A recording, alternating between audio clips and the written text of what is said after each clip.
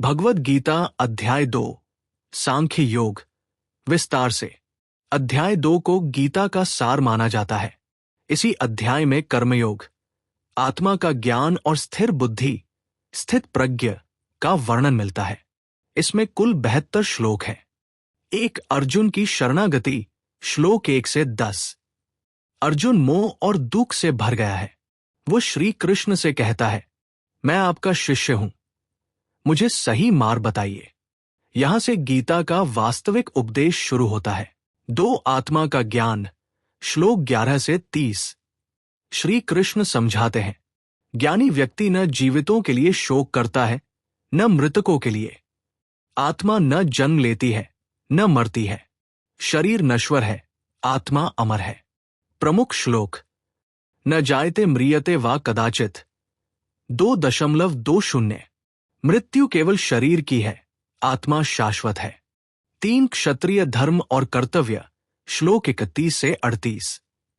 श्री कृष्ण अर्जुन को याद दिलाते हैं, युद्ध उसका धर्म, कर्तव्य है। धर्म युद्ध से पीछे हटना पाप होगा। हार जीत, लाभहानि, सुख दुख समान मानो। कर्तव्य से भागना उचित नहीं। 4 कर्मयोग का उपदेश, श्लोक 39 से 53।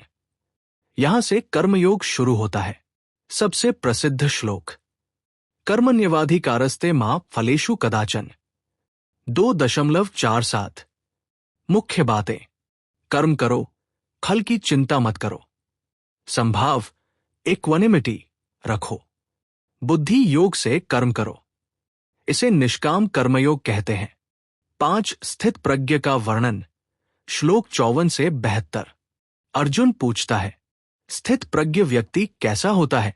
श्री कृष्ण उत्तर देते हैं, जो इच्छाओं का त्याग करता है, सुख दुख में समान रहता है, क्रोध, भय, मोह से मुक्त है, इंद्रियों को नियंत्रित रखता है, ध्यान में स्थिर रहता है।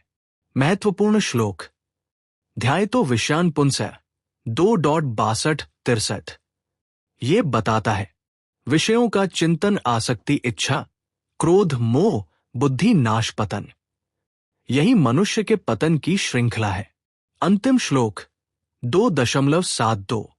श्री कृष्ण कहते हैं, जो व्यक्ति इस ज्ञान को समझकर जीता है, वो शांति और मोक्ष प्राप्त करता है। अध्याय 2 का सार एक नजर में। 1. अर्जुन का विषाद, भ्रम और शंका। 2. आत्मा का ज्ञान, आत्मा अमर है।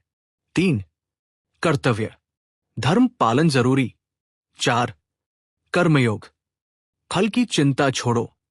5. स्थित प्रज्ञ, स्थिर बुद्धि शांति। अध्याय 2 क्यों महत्वपूर्ण है? ये पूरी गीता की नींव है।